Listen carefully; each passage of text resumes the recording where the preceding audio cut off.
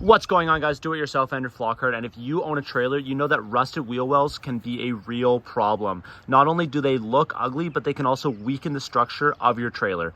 In this video, I'll show you how to paint your trailer wheel wells so that they no longer rust in simple steps that you can follow.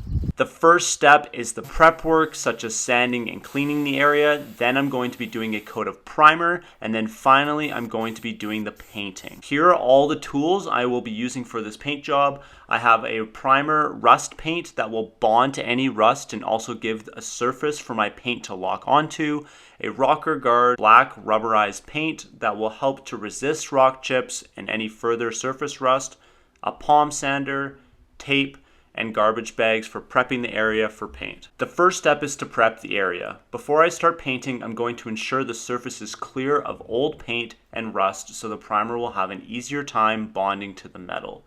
In this specific case, I will be using the rust primer that is formulated to penetrate rust and provide adhesion to bare metal or painted surfaces. So the paint is going to bind to any rust that is left behind and stop it from spreading. The prep job is by far the most important step in this entire process, as it is going to give a beautiful looking final product when done correctly. With that said, I will be taking my time and doing this step properly, as I don't want to have to repaint in the coming months or years due to improper prep. I'm using a palm sander with 80 grit sandpaper to prep the area. I found this worked amazingly to remove any surface rust and old paint to get down to bare metal. This step by far takes the longest to complete, but is also one of the most important steps. Any areas the palm sander is unable to reach, I will sand by hand. Sanding with 80 grit sandpaper is going to leave some scratches on the wheel wells, but this is going to give a good surface for the primer to stick to. I also won't be able to see the scratches when I'm done because the paint I'm using is textured and it will easily hide scratches from 80 grit sandpaper. After the sanding is completed and I am down to bare metal, I will be using a degreaser to remove any dirt or debris from the wheel wells. This again will give a good surface for the primer to stick to. Once the area is clean and dry, I went ahead and masked off the area with painter's tape and garbage bags to protect the areas that I didn't want painted. And before you guys say it, I know this is the ugliest tape job, but the wood on the trailer won't allow this tape to stick very well, and at the end of the day, any paint on the wood will come off eventually anyways. Plus, this is a utility trailer and I'm looking to protect the wheel wells. But this will keep the majority of the area protected from overspray, and that's what I'm going for.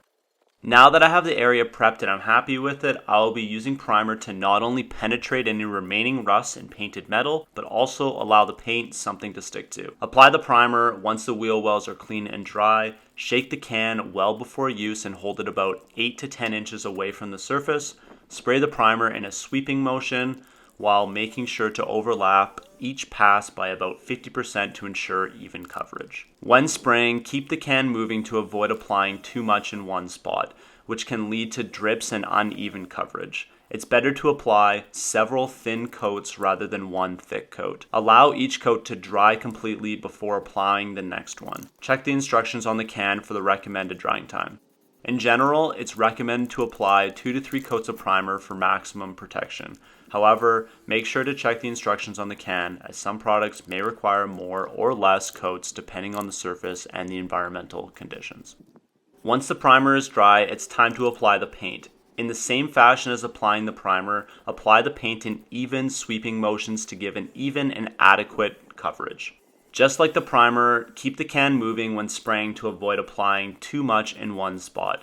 Apply several thin coats rather than one thick coat, allowing each coat to dry completely before applying the next one. Check the instructions on the can for the recommended drying time. This paint is awesome. As you can see, it creates a texture on the wheel wells as a rubberized paint that will help to reduce any further rock chips. It also creates a fairly thick layer over the primer that makes it more durable. That's it for the painting, and I have just one final step, that is repairing the broken taillight on the trailer. I'm not going to go into too much detail on how to do this, but basically I'm just splicing the wires, securing the light to the wheel well, and then ensuring the entire system works. The new Silverados have this awesome feature where you can click trailer lights and the truck will cycle through all the lights to ensure the system is working properly. It also allows you to test quickly with just one person rather than needing someone to manually go through everything in the cab for you. If you want to see more hidden features regarding the Silverado, check out this link in the top right corner. Thanks for watching, everyone. I hope you guys enjoyed and maybe learned a thing or two. If you did, please consider subscribing. Until next time, take care.